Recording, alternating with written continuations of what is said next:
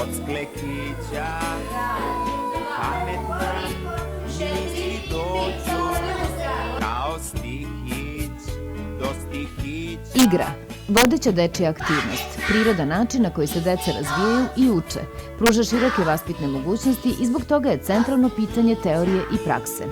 Mi trčimo složno i dah nam je isti, mi mislimo zdravo. Kad ćemo da se igramo? Kad ćemo da se igramo? Kad ćemo da se igramo? Kad ćemo da se igramo? S ove strane druge ne padaju zvijezde, još godinima u svakom zrnu treba, jer zdravovi veli. Kad ćemo da se igramo? Kad ćemo da se igramo?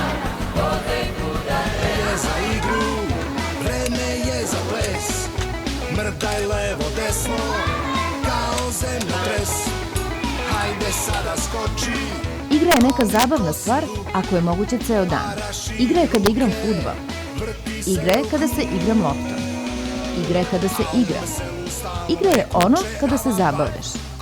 Igra je kada ti se sviđa igra sa drugaricama. Kad ćemo da se igramo?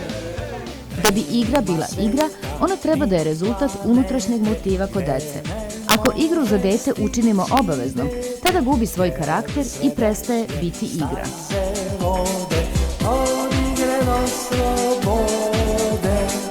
Nema sveta ni planete gde ne može stići dete, jer sve dečje staze vode o igrevo slobode.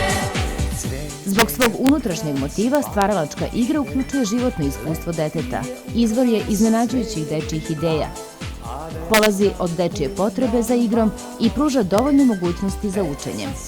Kada se pažnja usmeri na stvaralačku igru, pronalaze se načini uvođenja dece u širu društvenu zajednicu i tada vaspitanje i obrazovanje polazi od deteta, njegove prirode i karaktera. Mašte, deca su ukras sve